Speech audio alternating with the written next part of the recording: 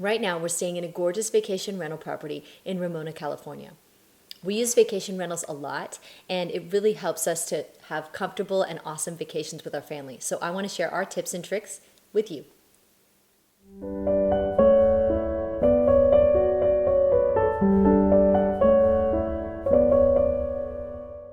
Welcome to Learning with Love. I'm Claire, and on our channel, you'll find all kinds of great tips, tricks, and advice for helping support you to be the kind of parent that you're striving to be. I hope you like this video, and if you do, please press like and consider subscribing to our channel for more tips and tricks. Traveling to hotels when you have a large family especially is hard. There's a lot of perks to traveling in a vacation rental, right? So you get a lot of the comforts of home, and now it's easier than ever. One of the main perks of staying in a vacation rental is all the space. You can easily rent a condo or a house, and it's so much easier to travel as a family when you have space to spread out, particularly for sleeping. When we used to stay in hotel rooms, it would often be hard because we would put the baby to bed, and then my husband and I would have to whisper to each other in the dark after she went to bed, and that gets really tough. So it's much easier to spread out when we have a home. Then we have a kitchen, and having kitchens wherever we travel makes life much easier when you're traveling with kids. We don't have to eat out for every meal, which gets really expensive if you're traveling with a bunch of kids. We like to travel to all different kinds of places around the US, not just tourist hotspots, and you can find vacation rentals in all kinds of places, even really remote ones, so that's another great perk of using vacation rentals. Booking the vacation rental is obviously the first step. The most popular booking services are VRBO and AirBnB, and those are the ones that we use most frequently. Both of these services will ask you to click how many people are staying in your party and whether or not any of those people are kids. Airbnb even has an option to mark whether or not you're traveling with an infant, so you can mark that to find more appropriate properties for your travel. I like to really look closely at the pictures for sleeping arrangements. I want to make sure that everybody in our family sleeps well so that they can enjoy their trip a lot more comfortably. So when people make a listing on Airbnb or VRBO, they will mark down how many people it sleeps, but that's not always a bed. It could be a sofa bed in the living room, and that might work for you or it might not. So I find the best way to look through that is to actually look at the pictures and see whether or not there's enough room for everybody to spread out and sleep well. Keep in mind that kids don't always need a full-size bed, so you might be able to think creatively about a good spot that might be comfortable for your child to sleep. You need to look out for safety concerns when you're booking as well. The number one thing I would be concerned about is any property with a pool that then may not have a barrier in between the house and the pool. If you're traveling with young children who are not strong swimmers, that's a major safety concern, and you don't want to do that.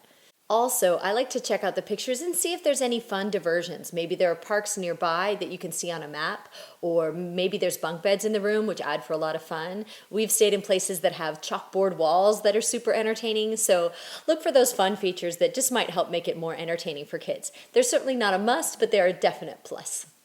I like to travel light when I travel because packing for a large family is already a lot of work. But there are a few essentials that I need to travel with, especially if you're traveling with young babies or infants. Before packing anything up, you might want to contact the owner or check the listing to see if the owner has anything you could use during your stay. If you're traveling with an infant, it really does help to bring a baby bouncer along if you have the space to bring it.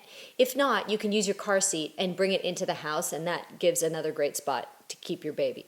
If you're traveling with a baby, you'll also want a travel crib or pack and play. My personal favorite travel crib is the Baby Bjorn. I've used it for years. We travel with it everywhere. It is light and it sets up super fast, so that really makes travel easy with kids. It is a great product, and I'll post a link for that in case you'd like to check it out. Right now, we're traveling with a baby potty. Now, there are a lot that you can buy that fold up specifically for travel, and that might work, but honestly, I found it easier to just grab the ones we use from home. They're not that big, and our daughter is already familiar with them. So I use the Baby Bjorn potty. It's great. And that way when we travel, she can go ahead and hit the potty whenever she needs to without our help, which again makes our travel easier and more like home. If you're traveling with a little one, you may very well want some kind of a portable high chair. Now, you can't take your whole high chair from home, so you need something that straps on wherever you go.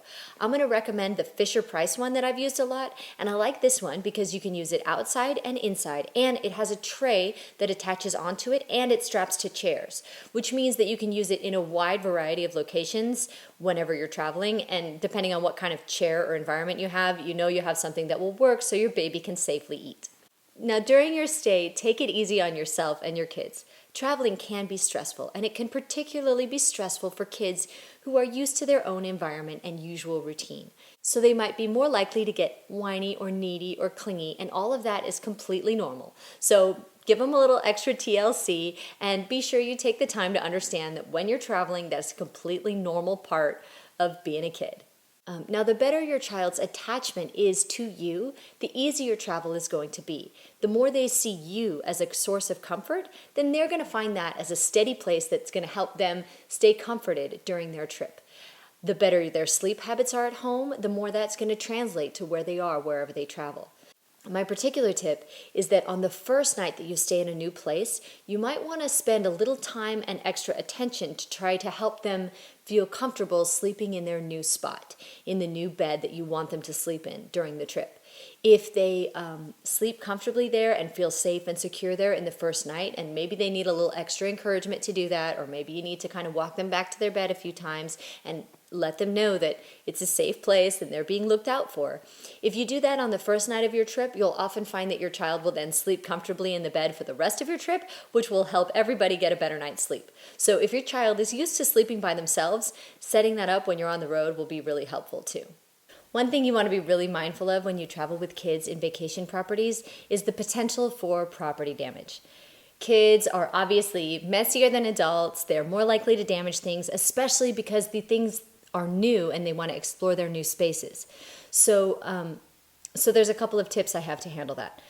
Number one, when you're looking at a property, make sure it's a level of niceness or formality that your children are going to be comfortable with. If you are used to keeping a really pristine home, they're probably going to be more comfortable staying in a place that requires a higher level of maintenance. If you tend to be more relaxed with your children and let them walk around with juice boxes and sticky treats, then you're going to want to pick a place where that's not going to be a problem for the property. Vacation rentals are very often somebody's home, and that's a great lesson for kids to learn, that we need to be respectful of other people's property, and we need to treat it with respect, and we need to treat it gently. So I think it's a great lesson for kids, but I'm also very vigilant with my children when we travel to make sure that they're not causing any damage to the property. Sometimes, unfortunately, they may break something, in which case you need to be upfront with the property owner and let them know what happened and be prepared to pay for that damage. The more your children travel, the more they're going to get used to doing it, and the more comfortable they will be, and the more they'll enjoy it. So I hope that you and your family really enjoy having a good time traveling with your kids, and enjoy all your vacations and your vacation rentals. I really hope you liked this video, and if you did, please give us a like, and I really look forward to seeing you next time on Learning with Love.